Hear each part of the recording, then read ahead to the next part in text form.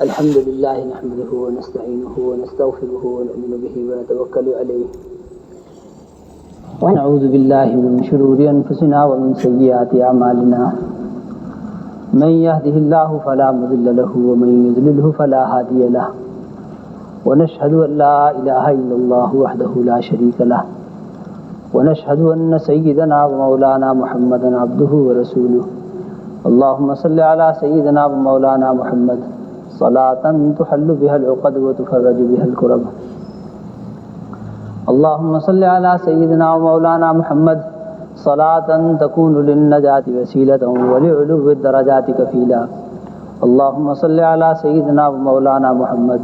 صلاة تكون لك رضاء ولحقه أداء أما بعد فقال النبي صلى الله عليه وسلم قل آمنت بالله ثم استقم او كما قال النبي صلی اللہ علیہ وسلم۔ قابل صد احترام بزرگوں، بھائیوں اور دوستوں، اللہ جل شانہ نے دین کے نام سے، دین کے عنوان سے جو احکامات دیے ہیں بندوں کو، وہ بندوں کی تربیت کا مؤثر ترین ذریعہ ہے۔ دنیا کا کوئی نظام تعلیم، کوئی نظام تربیت اور کوئی قوانین کا مجموعہ بندوں کی ویسی تربیت نہیں کر سکتا جیسی تربیت اللہ کے احکامات سے بندوں کی ہو سکتی ہے۔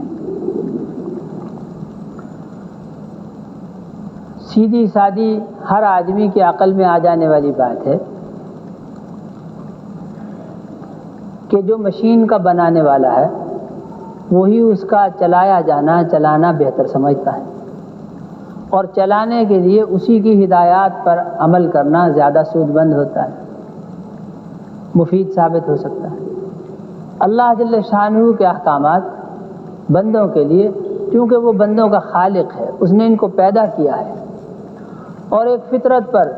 دانستہ اپنی حکمت کے موافق پیدا کیا ہے، کوئی از خود سے نہیں پیدا ہو گیا۔ بندوں میں جتنی بھی صفات ہیں وہ اس نے رکھی، اور جتنی ان کی ذات، قامت، مجموعہ چند چیزوں کا، وہ سب اس نے خود بنایا ہے عام دنیا کے دستور کے موافق، اور ہمارے خود اپنے بہت ساری چیزوں میں فیصلوں کے موافق، وہ یہی کہ وہ بنانے والا اس کے چلانے سے متعلق بہتر ہدایات دے سکتا ہے، اس کی خرابی اور خوبی کو وہ بہتر جانتا ہے، اور اس سے زیادہ بہتر کوئی نہیں جانتا۔ یہ اسے مالک ماننے کا تقاضا بھی ہے اور اسے خالق ماننے کا تقاضا بھی ہے۔ وہی اس مشینری کا خالق ہے، وہی مالک ہے، وہی رازق ہے، وہی اس کی بڑھوتری اور اس میں قامت میں، اس میں اضافہ، اس کی استعدادوں میں، صلاحیتوں میں، سب اسی کے حکم سے ہو رہا ہے۔ جب یہ سب کچھ اسی کا ہے، بنایا ہوا اس کا، ملک اس کی، اور پالتا وہ ہے، ضروریات پوری کرنا اس نے اپنے ذمہ رکھا ہے، تو ویسے بھی بے مروتی ہوگی اور نادیدہ پن ہوگا یہ کہ چلانے میں اس کو اپنی مرضی اختیار کی جائے۔ بے عقلی کسی بات ہے کہ چلائیں گے ہم اسے اپنی مرضی سے۔ بھلا یوں بتاؤ کہ چیز کسی کی، اور چلائیں گے کیوں آپ اپنی مرضی سے؟ چلانے کے لیے اگر آپ کو ملازم رکھا گیا ہے، یہ ٹھیکیدار بنایا گیا ہے، یہ سپروائزر بنایا گیا ہے، تو مالک کی مرضی کے موافق اس کی مشین چلانے کے آپ مجاز ہیں۔ مالک کی مرضی کے بغیر آپ چلانے کے مختار دنیا کے کس قانون کی روح سے ہیں؟ کیوں چلاتے ہیں آپ، اور کیوں کر چلا سکتے ہیں؟ دنیا کی کسی مہذب قوم میں، کسی مہذب معاشرے میں یہ بات جرم کہلائے گی کہ اتنی بات مانتے ہو کہ یہ چیز فلاں کی ہے کہ ہاں مانتے ہیں۔ انہوں نے تمہیں یہ کہا تھا کہ یوں چلانا ہے کہ کہا تھا، پھر تم نے اس طرح کیوں چلائی جس سے اس مشین کا بھی نقصان ہوا؟ میرے محترم دوستوں اور بزرگوں، بات سمجھ میں آ جانے والی ہے اور سمجھ میں آ بھی جاتی ہے۔ تقاضا اس بات کا ہے کہ اس کو عمل میں لایا جائے، اس پر عمل کیا جائے۔ مالک وہ ہے اس مشینری کا اور ہم اس کے چلانے کے مکلف ہیں، ہمیں اس کے چلانے کی اجازت دی گئی ہے، لیکن چلانا وہی چلانا کہلائے گا جو اس کے حکم اور مرضی کے موافق چلانا ہوگا۔ اس کی مرضی کے بغیر چلانے میں میرے محترم دوستوں اور بزرگوں مشین کا نقصان ہوگا۔ اس مشین میں سے نفع نہیں نکل سکتا، کسی بھی دنیا کے اور نظام کے مطابق آپ اس کو چلائیں گے، اس مشین سے کارآمد اور نفع مند چیز ثابت کسی بھی صورت میں، رات میں، دن میں، دنیا کے کام کے لیے چلا کے دیکھ لیجئے، آخرت کے کام کے لیے چلا کے دیکھیے، کسی بھی کام میں کسی بھی طور پر آپ اس کو چلائیں، کسی بھی نظام کے ماتحت اس کو چلائیں، نہیں چلنے کی۔ نہیں چلنے کے معنی یہ کہ اس سے کارآمد، آپ اس سے کوئی نتیجہ نہیں، مثبت نتیجہ نہیں برآمد ہوگا۔ وقتی طور پر، بالکل ہاں وقتی، یقینی بات، وقتی طور پر، عارضی طور پر اگر منافع چند حاصل ہوں بھی تو انجام ان کا تباہی ہوگا، انجام اس کا بربادی ہوگا۔ جیسے عام روزمرہ معاملات میں موٹر کار دیتے وقت بعض لوگ نصیحت کیا کریں اپنے دوست کو، بیٹے کو، کہ بیٹا 60 تک یہ ٹھیک چلے گی، اور 60 سے اوپر اس کا فلاں پرزہ جو ہے نا وہ خراب کرنے لگتا ہے، اور ذرا سی بھی تم نے ذرا سپیڈ بڑھائی نا تو پھر بیچ میں ہی رہو گے، تم سڑک پہ رات گزارنی پڑے گی، گاڑی بھی وہیں اور تم بھی وہیں۔ کہ ٹھیک، اب غفلت کی تھوڑی دیر کے لیے تو بابا خامخواہ کہہ رہے تھے نہیں چلتی، ارے چل رہی ہے، 60 کیا، یہ تو 120 پہ جا رہی ہے، لیکن کتنی دیر کو؟ تھوڑی دور، 60 میل پہ، 70 میل پہ جا کے جب پٹاخہ بولا تو نہ صرف یہ کہ وقت کے وقت گاڑی چلنے سے منکر ہو گئی، کئی دن تک پھر ورکشاپ میں پڑی گئی، اور ہزاروں روپے کا نقصان، وقت بھی برباد ہوا، پیسہ بھی لگا، اور جو کام میں تعطل پیدا ہوا وہ الگ۔ ہاں، انسانی زندگی میں بھی اسی طرح سے غلط چلانے سے، اگر عارضی طور پر جس طرح وہ مشین غلط چلائی، ہدایات کے بغیر چلائی، وقتی طور پر تو اس نے خوب چل کے دکھا دیا، لیکن انجام اس کا وقتی طور پر، عارضی طور پر اگر منافع کچھ مل بھی جائیں تو انجام اس کا تباہی ہوگا، بربادی ہوگا۔ میرے محترم دوستوں اور بزرگوں، اللہ جل شانہ نے جتنے یہ احکامات دیے ہیں بندوں کی تعلیم اور تربیت کے لیے، اور یہ کہ اس سے بہتر تعلیم اور تربیت کسی اور نظام میں ڈالنے سے ممکن نہیں ہے، اس پر پختہ پکا اعتماد اور یقین رکھنا چاہیے۔ یہ یقین، یہ تقاضا ہے لا الہ الا اللہ محمد رسول اللہ کا، اللہ کے سوا کوئی معبود نہیں، یعنی اللہ نے جو نظام عبادت دیا ہے اور اللہ نے جس کو عبدیت قرار دیا ہے وہی ہے کامیابی، دنیا کی بھی اور آخرت کی،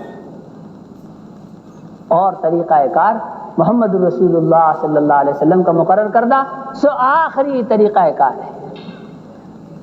آخری طریقہ کار انسانیت کے لیے فلاح و بہبود کا، دنیا میں بھی آخرت میں، اور یہ کہ کامل، مکمل، اس میں کسی ترمیم کی، حذف کی کوئی گنجائش نہیں ہے، مکمل ہے، کامل ہے، اور آسان ہے بہت، مشکلات نہیں ہے، مشکلات ادھر ادھر ہٹنے میں ہے، جو بندوں کی خود ساختہ ہیں، خود اپنی پیدا کردہ ہیں، خود بنائی ہیں مشکلات اپنے لیے، وگرنہ اللہ جب صاف یہ بات کہیں بندوں سے، یرید اللہ بکم اليسر ولا یرید بکم العسر، یہ احکامات سے متعلق، اللہ تمہارے ساتھ آسانی کا معاملہ چاہتے ہیں، تمہیں کسی مشکل میں نہیں ڈالنا چاہتے، اور یہ کہ اللہ کو مشکل میں ڈالنے سے فائدہ بھی کیا ہے بندوں کو، کیا فائدہ ہے؟ اور پھر اس کے علاوہ یہ بھی کہ عقل کا تقاضا، جس کے ساتھ ادنا سبھی تعلق ہوتا ہے، ادنا سبھی تعلق ہوتا ہے، آدمی اس کو مشکل میں نہیں دیکھ سکتا۔ مرغی، گھر کی مرغی بیمار ہو جائے تو بعض اوقات گھروں کی عورتیں واسطے ڈالا کرتی ہیں لڑکوں کے، اے تیرا اللہ بھلا کرے، یہ مر جاوے گی، اس کو لے جا ڈاکٹر کے پاس بیچارے کے پاس، اس کو کوئی دوائی دلا، اس کی قیمت کا نہیں ہوتا کہ یہ 50 کی ہے، یہ 100 کی، لیکن ایک جان ہے، اس سے ایک تعلق ہے، تھوڑا سا جان جا رہی، تو وہ لڑکوں کی منتیں کیا کریں، اے اللہ تعالیٰ بھلا کرے، اس کو لے جا ڈاکٹر کے پاس، مر جائے گی بیچاری، اس کی دوا دارو کرو۔ بلی اگر مشکل میں ہو سڑک کے کنارے تو بعض اوقات لوگ سواریاں روک کر کے ان کی مدد کر دیا کرتے ہیں، بلی کی کتے کی مدد کر دیا کرتے ہیں۔ اپنا ایک ادنا سا معمولی ملازم، دفتروں کے پی این، لوگ ان کے ساتھ بھی ہمدردی کیا کرتے ہیں۔ ایک تعلق ہے، رشتہ داری نہیں ہے، قوم نہیں ہے، وہ بیچارہ کہیں کا یہ کہیں کا۔ اور وہ گریڈ بندی جو اس زمانے کا بہت بڑا شرک، گریڈ سسٹم، ہاں مگر نہ اللہ کے ماننے والوں کے درمیان گریڈ بندی نہیں ہوتی دوستو۔ اللہ کے ماننے والے سب ایک ہی صف میں ہوتے ہیں، محمود و ایاز ایک صف میں، یہ ہے دین۔ اور اس کے علاوہ جو ہو وہ شرک، اس کے علاوہ جو ہو وہ شرک۔ تو اس زمانے کا وہ بڑا بت جس کی پرستش کی جا رہی، بڑے اہتمام کے ساتھ، بڑے زور و شور کے ساتھ، ہاں راستہ جب بناویں تو کہیں پبلک کے لیے، ایک مثال اس کی، راستہ جب بناویں تو کہیں رفاع عام کے لیے، پبلک کے لیے، اور جب اس کے استعمال کی باری آ گئے تو روک دیے جاوے کہ آج پبلک خدا نخواستہ اس راستے کی مر گئی ہے کیا؟ کس نے تمہیں حق دیا؟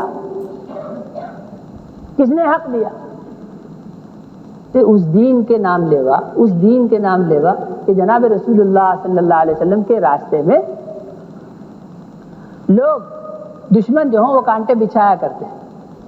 اور جس محلے میں رہ رہے ہیں، جس بستی میں رہ رہے ہیں، اس کی اکثریت یا آبادی مخالفین پر مشتمل ہے، مشرکین پر مشتمل ہے، کافروں پر مشتمل ہے۔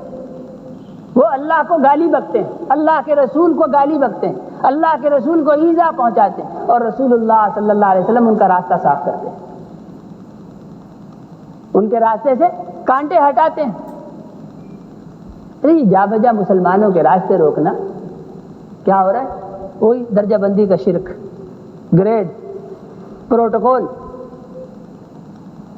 آخری درجے کی بد اخلاقی اور آخری درجے کی غلاظت۔ ذہناً جو لوگ غلیظ ہو جاتے ہیں نا، ذہناً جو لوگ غلیظ ہو جاتے ہیں، ایسا کہنا چاہیے کہ ایمان کی رمق کوئی باقی نہیں رہتی۔ ارے لوگ ہمارے اکابر رحمہ اللہ میں سے ایسے لوگ گزرے، گلی میں تنگ گلی اور اس کے ایک کنارے میں، جیسے گلیوں میں عام دیہاتی گلیوں کے اندر پانی، وہ جس کو پنجابی میں وینی کہا کریں،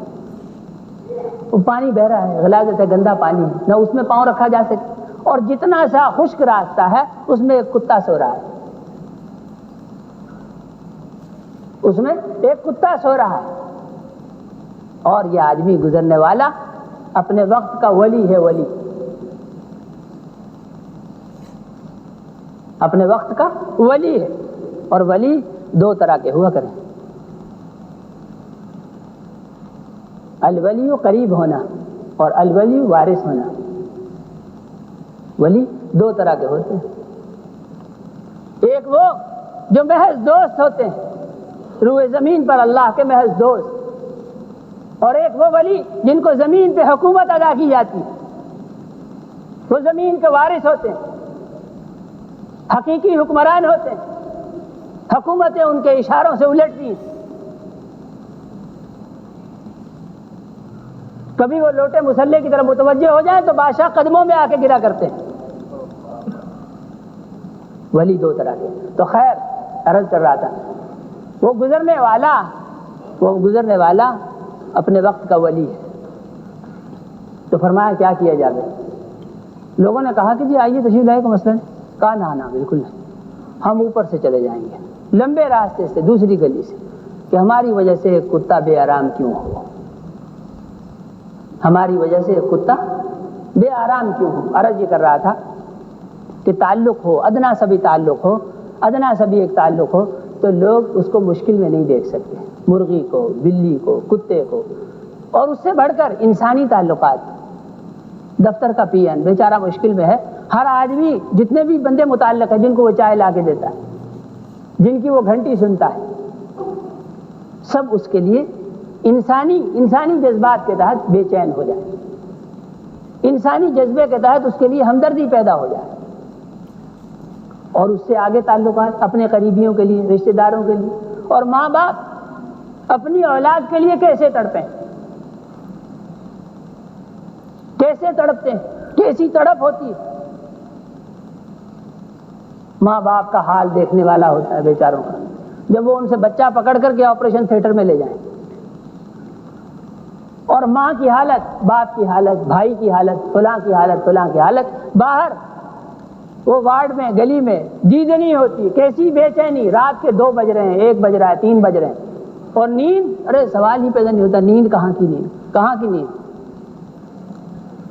اس تعلق کی وجہ سے بے چینی۔ میں عرض کر رہا ہوں، تعلق سمجھانا چاہتا ہوں، اور اللہ کو اپنے بندے کے ساتھ تعلق ایک ماں کی نسبت 70 گنا زیادہ ہے۔ اگر ماں اپنے بچے کو تعلق میں مشکل میں نہیں دیکھ سکتی تو اللہ اپنے بندے کو کیوں مشکل میں ڈالیں، کیوں مشکل میں دیکھیں؟ مشکل نہیں چاہتے، مشکل میں نہیں ڈالنا چاہتے، انہوں نے تو آسانی کا راستہ اور آسانیوں کا راستہ دیا ہے، آسانیوں کا راستہ دیا ہے۔ اللہ کو اپنے بندوں سے محبت ہے، تعلق ہے، آسانی کا راستہ ہے میرے دوستوں۔ باقی رہ گیا یہ کہ احکامات پر عمل، دین کے احکامات پر عمل۔ ایک ہو میرے دوستوں وقت کو گزار لینا، ایک معاملہ بندوں کا یہ دفع الوقت، وقت گزاری،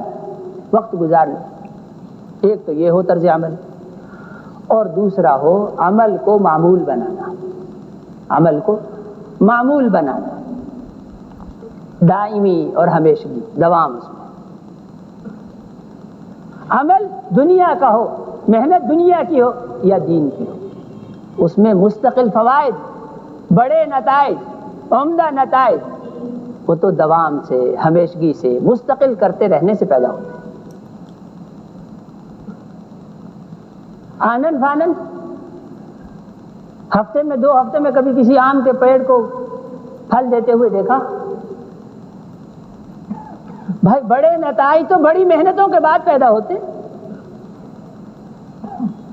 اور کیا دینی اعمال جیسے نتائج بھی کسی چیز کے ہوں گے دنیا کی کسی محنت کے نتیجہ، وہ ہو سکتا ہے جو کسی دینی عمل کا نتیجہ ہو سکتا ہے؟ جب اللہ نے اتنے بڑے بڑے نتائج کا وعدہ کیا تو پھر اس سے میرے محترم دوستو اس ہمیشگی میں جو جی چرانا کیوں؟ بات یہ ہے کہ بات ابھی تک جی میں آئی نہیں، جی میں آنا جسے کہیں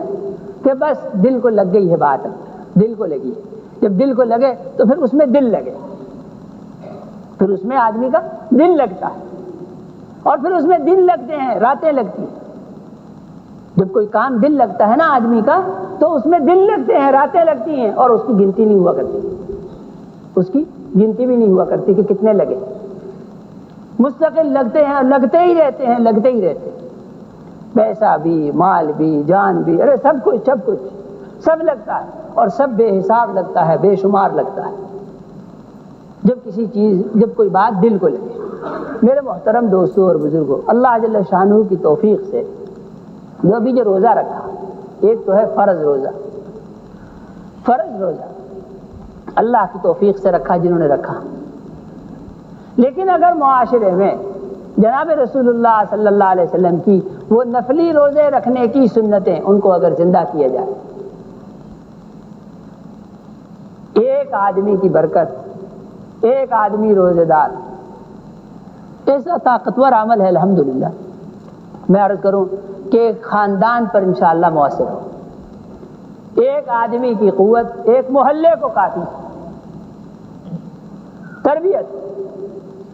جناب رسول اللہ صلی اللہ علیہ وسلم ایام 20 کے روزے رکھا کرتے تھے، 13ویں، 14ویں اور 15ویں، چاند کی 13ویں تاریخ کو، 14ویں کو اور 15ویں کو روزہ رکھا کرتے تھے۔ حضرت عبداللہ بن عمرو بن العاص رضی اللہ تعالیٰ عنہ جناب رسول اللہ صلی اللہ علیہ وسلم کی مجلس میں فرمانے لگے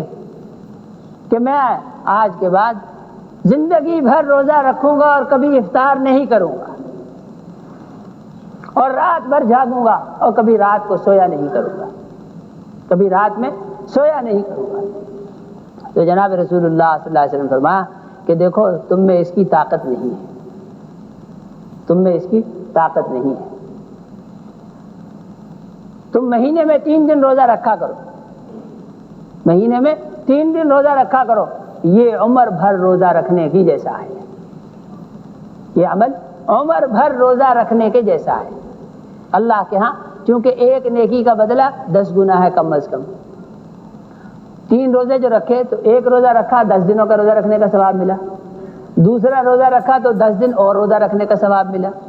اور تیسرا روزہ جو رکھا تو 10 دن اور روزہ رکھنے کا ثواب ملا، اور مہینہ پورا ہو گیا۔ 3 دن روزہ گویا 30 دن روزے کے برابر ہے لکھے جانے میں۔ فرمایا جو 3 دن مہینے میں روزہ رکھے، اس کو معمول بنائے، اس کو عمل بنائے، تو اللہ کے ہاں وہ صائم الدہر ہے، زندگی بھر کا روزہ رکھنے والا، زندگی بھر کا روزہ رکھنے والا۔ حضرت عبداللہ بن عمرو بن العاص رضی اللہ عنہ عرض کیا، یا رسول اللہ مجھ میں اس سے زیادہ کی طاقت ہے، مجھ میں اس سے زیادہ کی طاقت ہے۔ فرمایا اگر اس سے زیادہ کرنا چاہو تو اللہ کے ہاں بہترین صوم داؤدی ہے، بہترین صوم داؤدی، روزہ داؤدی، داؤد علیہ السلام کا روزہ۔ وہ یوں کہ ایک دن افطار کرتے تھے اور ایک دن روزہ رکھتے تھے۔ فرمایا زندگی یوں گزاری کہ آدھی زندگی روزہ رکھا، آدھی زندگی افطار کیا۔ فرمایا اللہ کے ہاں بہترین روزہ یہ بہترین عمل ہے۔ اور اسی طرح سے رات کا عمل، فرمایا بہترین قیام داؤدی ہے، قیام اللیل، سو بہترین قیام داؤدی، اور وہ یہ ہے کہ وہ ایک نصف رات آرام کرتے، نصف رات آرام کرتے، اور 1/3 رات اللہ کے سامنے کھڑے ہوتے، 1/3 رات اللہ کے سامنے کھڑے ہوتے اور مناجات کرتے۔ میرے محترم دوستوں اور بزرگوں، ایک ہو آیا سیزن، رمضان شریف آیا اور روزے رکھنے شروع کیے، رمضان ختم، روزہ ختم۔ مسلمان ایسا گویا بالکل بے تعلق، واللہ بے تعلق، بالکل پورے 11 مہینے گویا روزے کا کوئی ذکر تذکرہ نہیں، کوئی نام و نشان نہیں، گھروں میں، دفتروں میں، محلوں میں، خواص کے گھروں میں، عوام کے گھروں میں نام و نشان تک نہیں۔ اور مسلمانوں کے گھروں میں ایسے گھر ہوتے، حضرت ابی امامہ کا گھر رضی اللہ تعالی عنہ، روزے کا ایسا ذوق اس گھرانے کو کہ کہا دن کے وقت جب کبھی کوئی دھواں اٹھتا ان کے گھر سے دیکھتا تو سارے محلے کو اندازہ ہوتا کہ آج ان کے گھر میں کوئی مہمان آیا ہے، وگرنہ اس گھر سے کبھی دن کو دھواں نہیں اٹھا کرتا، اس لیے کہ یہ روزے داروں کا گھر ہے، یہ روزے داروں کا گھر ہے۔ روزہ ایک بڑی مؤثر ترین چیز، سردی کا روزہ، پیاس نہیں ہوتی، کوئی مشقت نہیں ہوتی، صوم الشتاء نعمت باردہ، کہ سردی کا روزہ تو مفت کی نعمت ہے، بالکل مفت، جیسے غنیمت کا مال، لوٹ کا مال۔ اور خصوصاً نوجوانوں کے لیے جناب رسول اللہ صلی اللہ علیہ وسلم نے تاکیداً فرمایا، وصیت کے انداز میں فرمایا، من استطاع منکم الباءۃ فلیتزوج، من استطاع منکم الباءۃ فلیتزوج، کہ جو تم میں شادی کی طاقت رکھے، شادی کے لیے جس کے وسائل مہیا ہوں وہ تو شادی کر لے۔ نوجوان کہ ان کو شادی کر دینی چاہیے تاکہ ان کی نگاہ، نظر اور قلب و فکر پاک رہے، پاکیزہ رہے۔ اور اگر کوئی آدمی جس کے لیے شادی کے وسائل مہیا نہ ہوں، کوئی رکاوٹیں ہوں، سماجی، خاندانی، معاشرتی، کچھ اور چیزیں،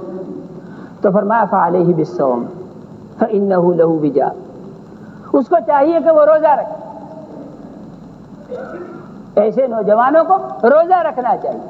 کہ روزہ قلب و نگاہ کو پاک رکھنے میں بہت مؤثر چیز۔ وہ جو لوگ کہیں کہ قابو میں ہی نہیں آتا معاملہ، افکار اور خیالات قابو میں ہی نہیں آتے، ارے کیسے نہیں قابو میں آتے؟ وہ اللہ جس نے فطرت کو پیدا کیا ہے، جو خالق ہے، خالق، اس نے اس کے نہایت قریب ترین، تمہارے قریبی اور نہایت سستے اور سہل حل بتائے ہیں، حل بتائے، اور ایسے مؤثر کہ کوئی بھی انہیں آزما کے دیکھے، کسی بھی موسم میں آزما کے دیکھے، 100% کامیاب، اور ہر ایک کے لیے قلب و نظر کیسے قابو میں نہیں رہتے، نہایت درجہ قابو میں، اور صرف قابو میں نہیں، انشاءاللہ ترقیات شروع ہوں گی، اللہ کی ذات عالی کی محبت بڑھے گی، اللہ کی خشیت بڑھے گی، ذکر کا جذبہ بڑھے گا، تلاوت کرنے کو جی چاہے گا، نماز کی طرف قدم خود بخود چلیں گے، نہایت مؤثر ترین۔ میرے محترم دوستوں اور بزرگوں، ضرورت ہے اس بات کی کہ بڑے بھی، جوان بھی، گھروں کی عورتیں، بچے بھی، اس کا ماحول بنایا جائے کہ نفلی روزہ چلتا رہے سارا سال متواتر مسلسل۔ شوال کے روزوں سے متعلق عام طور سے غلط فہمی یہ پائی جاتی ہے کہ عید ہوتے ہی اگر 6 روزے لوگ متواتر رکھا کریں، اور عموماً اس میں الجھن یہ ہوتی ہے کہ وہ ملنے ملانے کی چھٹیوں کے دن ہوتے ہیں، کوئی ہمارے ہاں آ رہا ہے اور کسی کے ہاں ہم جا رہے ہیں، اب جہاں جائیں ان کے ہاں روزہ، اور جو ہمارے گھر میں کوئی مہمان آ جائیں تو ہمارا روزہ ہے جی۔ اب وہ ذرا ایک گناہ شرمندگی کی سی بات، حالانکہ مہمانی میں نفلی روزہ نہ رکھنا چاہیے، اور کبھی کبھی مہمان کی دلداری کے لیے نفلی روزہ توڑ دینا چاہیے اور پھر اس کی قضا لازم رکھنی چاہیے، یہ بھی ہے۔ تو شوال کے روزے متواتر رکھنا کوئی ضروری نہیں، عید کے فوراً بعد رکھنا کوئی ضروری نہیں، جیسے سہولت ہو ایک ایک کر کے رکھ لیجئے، پیر اور جمعرات کا رکھ لیجئے، چھٹی میں رکھ لیجئے، جیسے بھی رکھے، آخر شوال تک 6 روزے۔ لیکن ان 6 روزوں کا بھی وہی معاملہ جو میں نے پہلے عرض کیا کہ ہر نیکی کا بدلہ اللہ کے یہاں 10 گنا۔ رمضان کے روزے 30 رکھے، رمضان کے روزے 30، 29 بھی ہوں تو اللہ کے یہاں سے ثواب سب امت مسلمہ کو 30 ہی کا ملتا ہے، یہ اللہ کا انعام ہے، ایک روزہ بونس میں۔ 30 روزے وہ رکھے اور 6 روزے جو شوال میں رکھے تو جناب رسول اللہ صلی اللہ علیہ وسلم نے اس کے لیے بھی وہی بشارت سنائی، وہی خوشخبری سنائی کہ 36 روزے ہو گئے نا، 30 وہ 6 شوال کے، 36 اور 36 ضرب 10 360 ہوتے، 360 وہ پورے سال کا روزہ رکھنے والا اللہ کے یہاں شمار ہوگا، پورے سال کا روزہ رکھنے والا شمار ہوگا۔ نفلی روزوں کا رواج رہنا چاہیے، موسم رہنا چاہیے، اور میرے دوستوں بندوں کو صحیح رخ پر رکھنے کے لیے نفلی روزہ، اور خصوصاً نوجوانوں اپنی حاجات کے لیے، حاجات اور ضروریات کے پورا ہونے کے لیے، بیماریوں کے دور ہونے کے لیے، قرضوں کی ادائیگی کے لیے، اور کیا عرض کروں میرے دوستوں، بے شمار فوائد، بے حساب فوائد۔ روزے کی فضا رہنی چاہیے، اور سارا سال گھروں میں اور سب کے گھروں میں نفلی روزوں کی فضا عمومی اور سارا سال چلتا رہے میرے دوستوں۔ اللہ کے ہاں یہ مقبول گھرانہ ہوگا، مقبول بندے ہوں گے، پاکیزہ لوگ۔ گناہوں کو جلا دیتا ہے، یقین مانیے روزہ جلا دیتا ہے، بالکل یوں جیسے نکھر کے صاف ستھری زندگی سامنے آ جائے۔ اخلاق کو پاکیزہ بناتا ہے، اعمال کو پاکیزہ بناتا ہے، نیات کو پاکیزہ بناتا ہے، اور اللہ کی ذات عالی پر یقین کو مضبوط بناتا ہے۔ اللہ جل شانہ مجھے آپ کو سب کو عمل کی توفیق عطا فرمائے۔